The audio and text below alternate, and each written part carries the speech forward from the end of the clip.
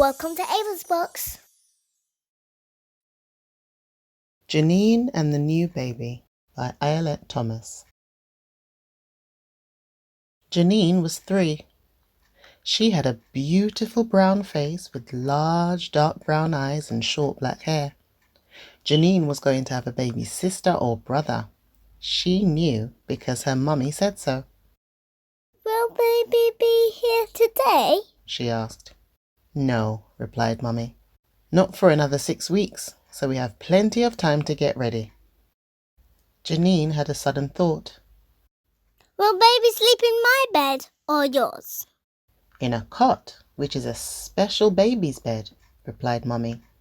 Janine didn't like that. That's not fair. I want a special bed. You already have a special bed, said Mummy. Then Janine had another question. Will baby's cot be bigger than my bed? It will be much smaller, said Mummy. That's all right then, said Janine. On their way to the play centre, Mummy explained that when she was in hospital with the new baby, Auntie Carleen would look after Janine. Janine liked that because Auntie Carleen always bought her lovely presents like sweets or crisps. At the play centre, Stephen, Janine's best friend, was playing in the sand. Guess what? Said Janine. My mum's going to have a baby. It's going to sleep in a special baby's bed. Stephen had news of his own. We're getting a pet rabbit, which will sleep in a rabbit hut, and we're going to feed it lettuce. Janine was impressed. She would have liked a pet rabbit better than a new baby.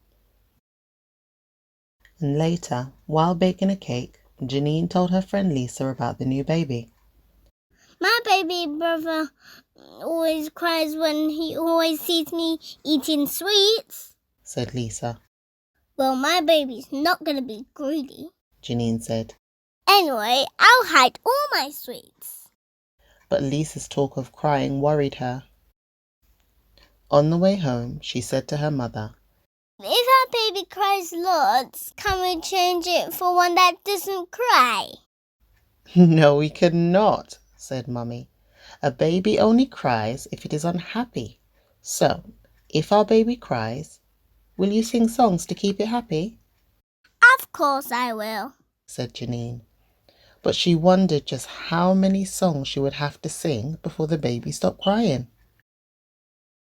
That afternoon, Mummy took a small suitcase from the top of the wardrobe, and Janine helped to unpack baby vests, hats, mittens and booties, and a shawl Auntie Carleen had knitted.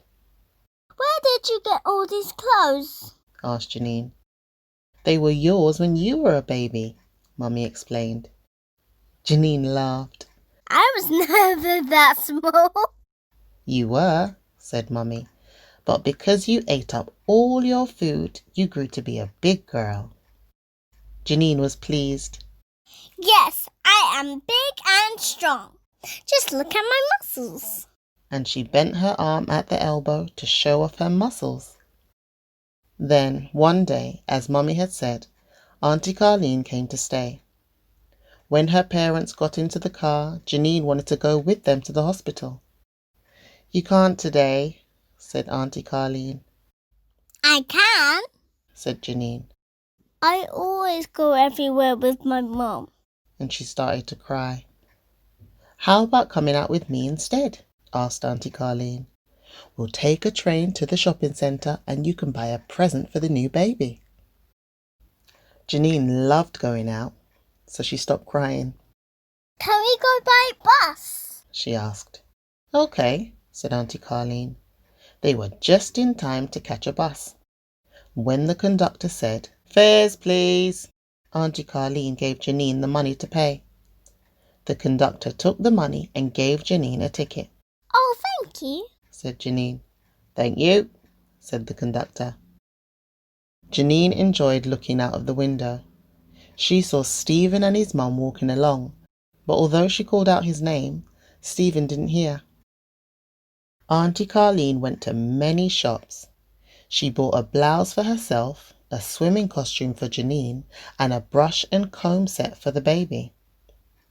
"What are you going to buy for the baby?" she asked Janine. The baby might like some crayons to draw, said Janine thoughtfully. "Oh, babies can't draw," said Auntie Carline, "although they do like rattles." But Janine wasn't interested in a rattle. "I know, I'll buy her a small teddy bear," she said. When they got home, Janine was quite tired. She managed most of her dinner, watched television for a little while, and then went to bed. When she woke up the next morning, Janine found Daddy was fast asleep in bed. Daddy, where's Mummy?" he called Janine. Daddy opened his eyes.